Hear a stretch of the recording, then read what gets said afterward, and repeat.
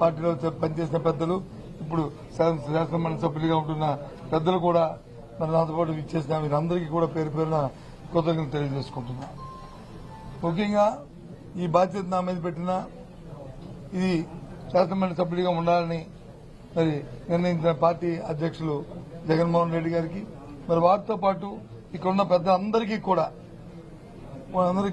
మళ్లీ ఒకసారి నేను మనస్ఫూర్తిగా వాళ్ళకి కృతజ్ఞతలు తెలియజేస్తూ, తప్పకుండా వారి మనసులో ఏముందో వాళ్ళు ఏదైతే కోరుకుని కార్యక్రమం చేయాలని కోరారో దాని అంతటినీ కూడా మరి నేను నిర్వహిస్తానని చెప్పి చేస్తానని చెప్పి మనస్ఫూర్తిగా వాళ్ళకి మాటిస్తున్నాను ఈ నేపథ్యంలో. అది మండలంలో ఈసారి మండలంలో మీ రోల్ ఎలా ఉంది? ఎందుకంటే అసెంబ్లీకి ఎమ్మెల్యేలు రావట్లేదు అనేది మండలిలో అసెంబ్లీకి రాలేదు, అసెంబ్లీకి వచ్చారా, మండలిలో వచ్చారా లేదా ఇది సమస్య కాదు. ఏదైతే ప్రజల తరఫున మా పార్టీ బాధ్యతంగా ఈ అంశాలు అయితే ప్రజలకి దానివల్ల మంచి జరిగి మేలు జరుగుతుందో, ఏదైతే ప్రభుత్వాలు వచ్చి ప్రజలకు ఇచ్చిన మాటలు వాగ్దానాలు ఉన్నాయో అవి నెరవేర్చాలనేది తప్పకుండా నెరవేర్చి ప్రజలకు మేలు జరగాలనేది మా తాలూకు అభిప్రాయం. ఎవరి మీద బురద జల్లాలని, ఎవరి మీద రాయిస్తాలని అది చూసి ఆనందించాలనేది మా అభ్యంతరం కాదు. బాధ్యతాయుతంగా ప్రజల పక్షాన ప్రజల గొంతుగా నిలబడి ఇవాళ మండలిలో మా పార్టీ తాలూకా వాడిని, మా పార్టీ అభిప్రాయాన్ని, విధానాన్ని, అలాగే ప్రజల తరఫున పడుతున్న ఏమైనా ఇబ్బందులు వస్తే ఆ ఇబ్బందులకి ప్రజల దృష్టికి సభ ద్వారా ప్రభుత్వం దృష్టి తీసుకొచ్చి దాన్ని సఫలీకృతం చేయడానికి మా వంతు ప్రయత్నం చేస్తాం.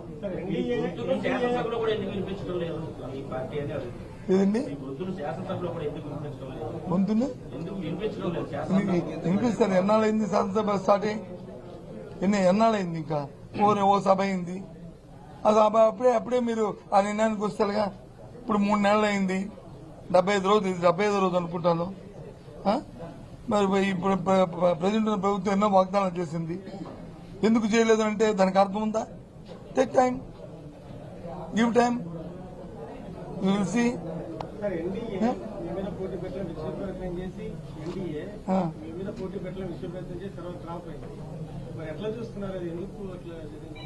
ఆ రేపుతో చేశారనేది నా అభిప్రాయం కాదు. కానీ జిల్లాలో ఉన్న ప్రజాప్రతినిధులు అన్ని పక్షాలు అందరూ కూడా ఏకగ్రీవంగా జిల్లా అభివృద్ధి కోసం చేయాలన్న ఆలోచన ఉన్నదనే అనేది నేనైతే ఒక సదుద్దేశంతో తీసుకున్నాను. ఆ ప్రకారమే రాబోయే కాలంలో కూడా విశాఖపట్నం జిల్లా పూర్తిగా, అలాగే మా ఉత్తరాంధ్ర ప్రాంతం పూర్తిగా ఒకే మాట మీద మరి అభివృద్ధి చెందాలి, రాజకీయాలకు అతీతంగా అనేది ఈ ఎన్నిక ద్వారా నేను కోరుకుంటున్నాను. ఏదమ్మా మా పార్టీ విధానాన్ని మేము ఎందుకు వదులుకుంటాం? అది మళ్ళీ దీని మీద మళ్ళీ చర్చించుకుంటాం. మాది ఈ క్షణం కింద అదే విధానం, అది కొనసాగిస్తాం అనేది మా పార్టీ నిర్ణయం చేసుకున్న తర్వాత మళ్ళీ మీకు వచ్చి చెప్తాను నేను. అది మా అధ్యక్షుడు చెప్తారు, లేకపోతే నేను చెప్తాను, లేదా మా పార్టీ ఫోరం మీద చెప్తాము, లేదా మా పార్టీ నాయకులు చెప్తారు, మా స్పోక్స్ చెప్తారు, ఎవరైనా సరే చెప్తాము. ప్రతి పార్టీకి విధానాలు ఉంటాయి, ఆ విధానం ద్వారా పార్టీలు ముందుకెళ్తాయి, దాని ప్రకారం వెళ్తాము. అంతేగాని ఇది లేదు, అది ఉంది, ఇది లేదు కాదు. ఒకసారి అప్ అండ్ డౌన్స్ వస్తాయి, రాత్రి వస్తుంది, పగలు వస్తుంది, అలాగే పగలు రాత్రి అవుద్ది, ఆ రకంగా ఉంటాయి. 11 మందిలో 7 మంది సెపరేట్ గ్రూప్ కాబోతున్నారని స్పెక్యులేషన్ నేను నాకు జ్యోతిష్యం రాదు, నేనేమి జ్యోతిష్యం చెప్పిన వ్యక్తిని కాదు. మీ మీడియాలోకి వచ్చి నేను స్పెక్యులేషన్ చేయలేను. నేను సామాన్యుని, వాస్తవాలకు దగ్గరగా ఉన్నవాడిని. కాబట్టి వాస్తవాలు ఏమంటే మాట్లాడుకుంటాం. లేదు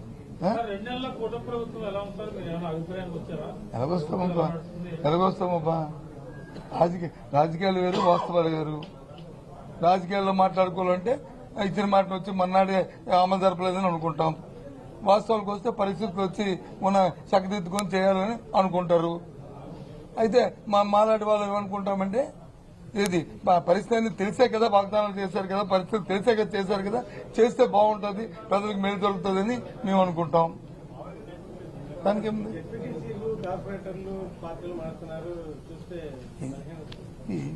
ఇది మన ఒక్క రాష్ట్రం జరుగుతుందా? భారతదేశ రాజకీయాల్లో ఎక్కడ మన ఒక్క రాష్ట్రంలో ఉంది ఇది. ఈ మారడాలు చేరడాలు ఇవన్నీ వస్తుంటాయి. కొత్త నీరు పోయి పాత నీరు వస్తుంది, పాత నీరు పోయి కొత్త నీరు వస్తుంది. మానవుడి తాలూకా విధానాలు ఉంటాయి, ఆలోచనలు ఉంటాయి, ఆశలు ఉంటాయి. ఆశలకు అనుగుణంగా ఆలోచనకు అనుగుణంగా వెళ్తుంటారు, చేస్తుంటారు. జరిగితే మన ప్రతిభ, జరగకపోతే అవతల ప్రతిపత్తి. సార్ 75 రోజులు ఇంకా టైం ముందు చూస్తామని అంటున్నారు. నేను చూస్తాను అనలేదు, అవతల అంటారు కదా అన్న. నేను చూస్తాను అనలేదు. తప్పు నా మీద తోయకు.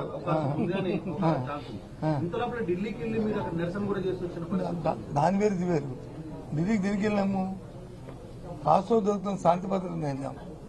జరుగుతున్న దౌర్జన్యాలు, దమనకాండల మీద వెళ్ళాం. అంతేగాని మిగతా విషయాలు మేము మాట్లాడలేదు. అక్కడ మేము మాట్లాడామని చెప్పండి, నాకు తెలియదు. మీకు అనిపించిందా? మేము వెళ్ళింది, మా పెద్దలందరూ వెళ్ళింది, మా నాయకుడు వెళ్ళింది, అందరూ కలిసి వెళ్ళింది. జరుగుతున్న దౌర్జన్యాల మీద, జరుగుతున్న హత్యల మీద, జరుగుతున్న దానకాండల మీద, దాని మీద వెళ్ళాం. అది ఎప్పుడు కూడా ఇంతకుముందు రాజకీయాల్లో జరగలేదు ఈ రాష్ట్రంలో. ఎన్నికలైన తర్వాత జరగలేదు కాబట్టి దాన్ని ఆపాలేదన్నాం. దానికోసం వెళ్ళాం. దాన్ని ఎత్తి మొత్తం దేశం యావత్తు దేశం దృష్టికి తీసుకెళ్ళడానికి వెళ్ళాము. అది సఫలీకృతం అయ్యాము. అధికారుల మీద కేసులు పెడుతున్నారు. ఎవరు పెడుతున్నారు? పెట్టుకో సార్. ఒకటి చెప్తాను, కేసులు పెడుతున్నారు, అధికారుల మీద పెడుతున్నారు, లేదా మామయ్య పెడుతున్నారు, లేదా తీరం పెడుతున్నారు అనే దానికి నేను దానికి పోను. తప్పు చేసిన వాడు శిక్ష అనుభవించవలసిందే. నేను దానికి వ్యతిరేకం కాదు. అయితే ఎప్పుడు తప్పు చేయని వాడిని కానీ తప్పు చేసినట్టుగా నిరూపించి వాడిని చేయగలని వస్తే జరిగే పరిణామాలు ఒత్తిపోదు. రేపు మళ్ళీ ఇదే రోజులు వస్తుంటాయి. అది గుర్తుంచుకుని ఏ పని చేస్తే పర్వాలే. ఇది ఇంకోటి కూడా మర్చిపోయారు. ఏదో 4-5 రాస్తున్నారు. ఇంకా ఇది కూడా ఇచ్చాం. దాని పేరు ఏం పేరు? ఇంటరాక్టివ్ ప్యానల్స్ కూడా రిపీట్ ఆర్డర్ ఇచ్చాం. మర్చిపోయారు మీరు. ఐఎఫ్టీలు అది ఎందుకు రాయట్లేదు మరి నాకు తెలియదు కానీ అది కూడా ఇచ్చాం. అది కూడా ఏవైనా సరే ప్రభుత్వం మాది కాదు, మేము కాదు. మేము వద్దన్నా ఎంక్వైరీలు మానరు, మేము చేయమన్నా చేయరు. ఏదైనా సరే చేసుకుని తప్పు చేస్తే తప్పు జరుగుతుంది. దానికి ఉంది. నేను రెడీ కాదంటాను బాబు, మానేస్తావా? నేను రెడీ కాదంటాను, మానేస్తావా? బాబు అని గిడ్డం పడుకుని మానేస్తావా?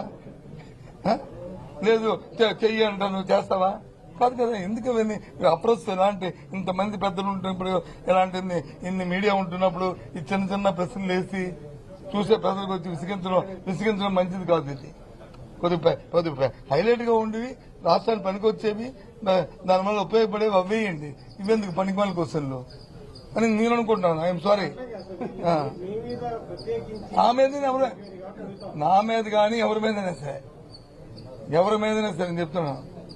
నా మీద కానీ ఎవరి మీదైనా సరే నీకు అంటుందంటే నేను వద్దండి మానేసా. ప్రభుత్వం మాది కాదు, ప్రభుత్వం ఉంది, చేయమండి, తప్పేముంది. ఇంకోటి చెప్పండి, నేను యాడ్ చేస్తాను. ఇంకో 2 ఉన్నాయి, అవి కూడా యాడ్ చేస్తాను. అవి కూడా తప్పేముంది. వద్దలే కదా. ఏంటి ఏమంటారు దానికి? ఇప్పుడు మళ్ళీ దానికి సపరేట్ ప్రెస్ పెట్టుకుందాం. అసెంబ్లీ కౌన్సిల్ జరిగినప్పుడు చర్చ వస్తుంది, లేకపోతే వచ్చినప్పుడు వచ్చి దాన్ని సపరేట్ పెట్టుకొని అప్పుడు దాన్ని మాట్లాడుకుందాం. ఇలాంటి ఇది అప్రస్తుతం. ఇలాంటి దయచేసి వీలైతే అది డిలీట్ చేసేయండి. ఏది ఉంటే అది చేసుకోమని చెప్పండి చాలు. మిగతాకి ఎందుకు అనవసరం. అంతే కదా. అంతేనా? ఇంకేం బాగా అందరూ ఫీల్ గుడ్ అయిన కదా, అందరూ బాగున్నారు కదా. Thank you very much for coming and joining my occasion. Thank you.